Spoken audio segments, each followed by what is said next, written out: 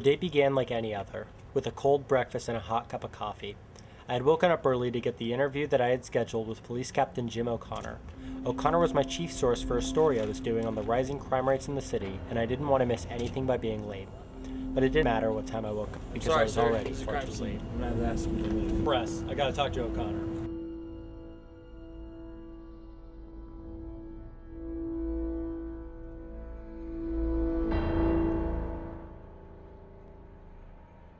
Hey, Doc Bishop. Cash, what are you doing here?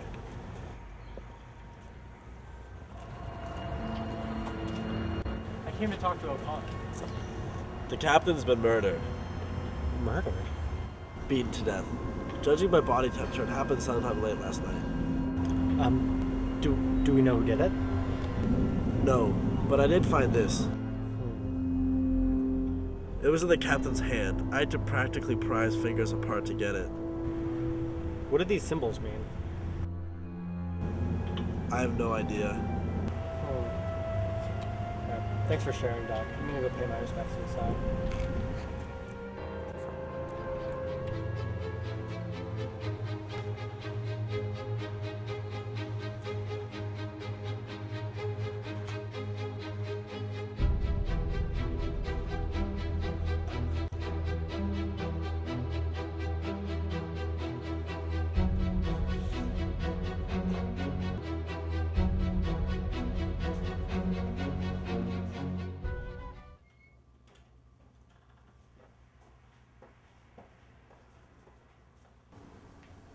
What are you reading?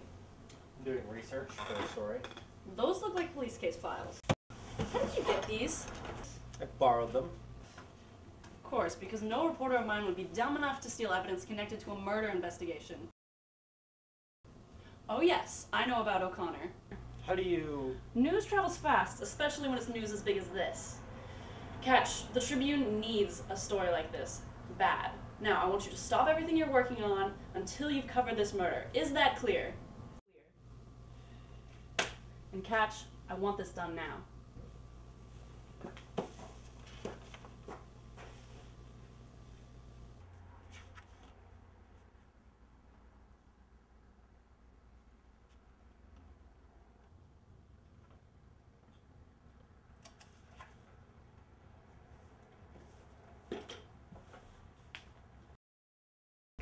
Where are you going? To get some fresh air. Don't worry, I won't steal anything on the way.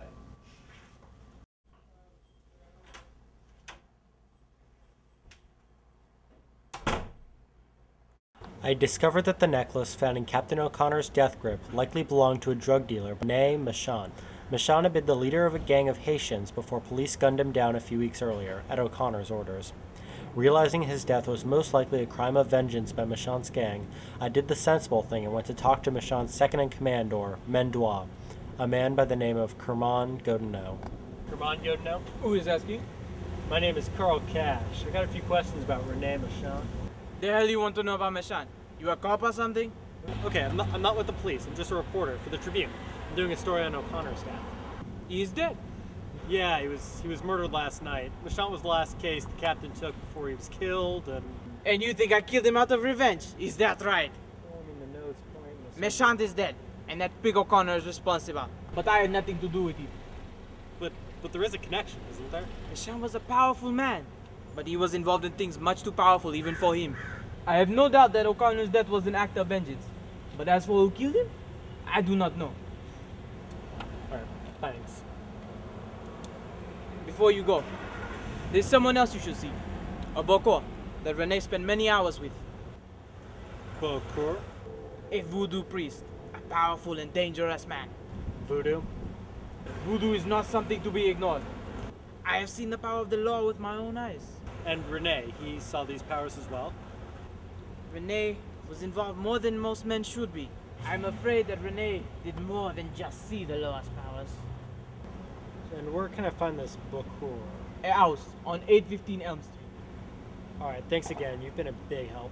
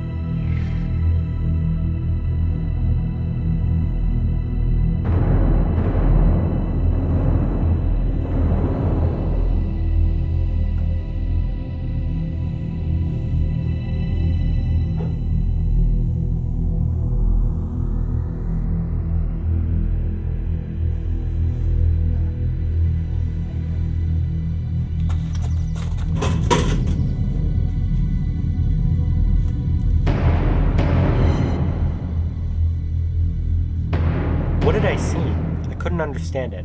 My eyes told me Michonne was there, but my brain was protesting no. I tried telling myself it was impossible, yet there he had been, clear as day. I was becoming frantic and I needed an explanation, so I headed to the library.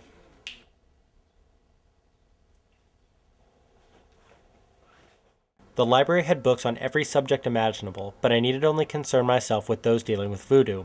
So from the dark corners of the library, I continued my hunt for the truth.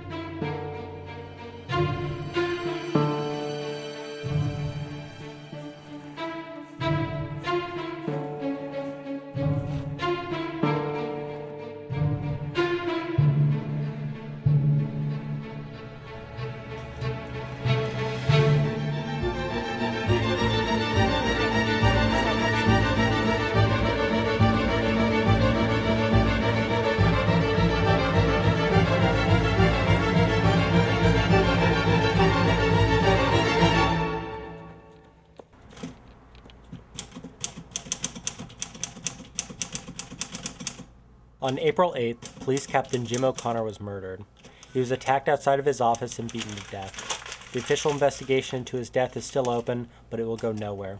What killed O'Connor was not a man, but a force neither the police nor I will ever understand.